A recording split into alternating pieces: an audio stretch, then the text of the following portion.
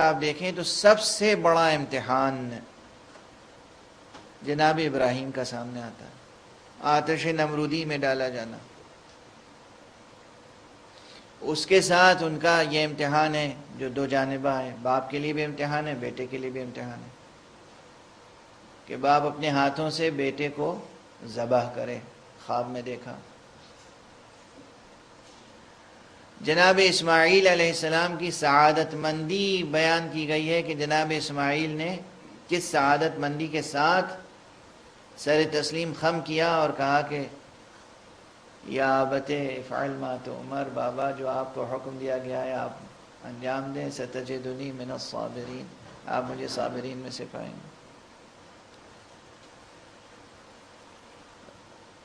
غالب نے قصیدے کے ضمن میں ایک نکتہ یہاں پر یہ متوجہ کیا ہے کہ بیٹا اس قدر سعادت مند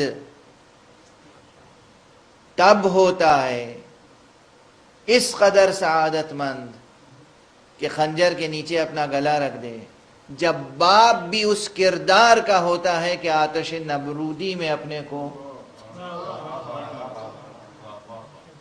بے دریغ ڈال دینے کے لیے راضی ہو جائے۔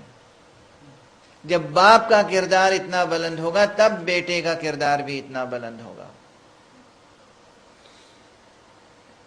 یہ ممکن نہیں ہے کہ باپ کا کردار بلند نہ ہو اور وہ اولاد سے توقع رکھے کہ اولاد کا کردار بلند ہوگا۔ توجہ ہے، اگر آپ چاہتے ہیں کہ آپ کی اولاد اچھی ہو، سعادت مند ہو، با ایمان ہو، پابند صوم و صلات ہو، تو آپ کو سب سے پہلے خود کو پابند صوم و صلات بنانا پڑے گا، آپ کو سعادت مند بننا پڑے گا، آپ کو اہل ایمان بننا پڑے گا۔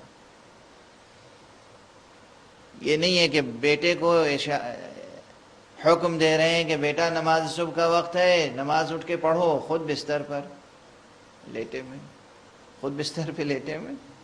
باپ بیٹے کو حکم دے رہا ہے، خود سو رہا ہے، بیٹے کو حکم دے رہا ہے۔ اور اس کی چھوٹی چھوٹی مثالیں یہ ہیں کہ باپ مثلاً اگر سگریٹ پیتا ہو تو بیٹے کو کہنے کا اختیار ہی اسے نہیں ہے کہ بیٹا سگریٹ نہ پئیں۔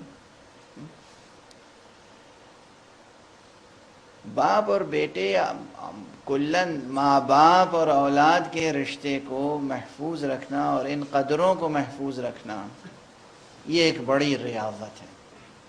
اس میں تہ در تہ، مرحلہ بمرحلہ امتحانات ہیں، آزمائشیں ہیں۔ پروردگار ہمیں اور آپ کو سب کو ان آزمائشوں میں بھی کامیابی عطا فرمائے۔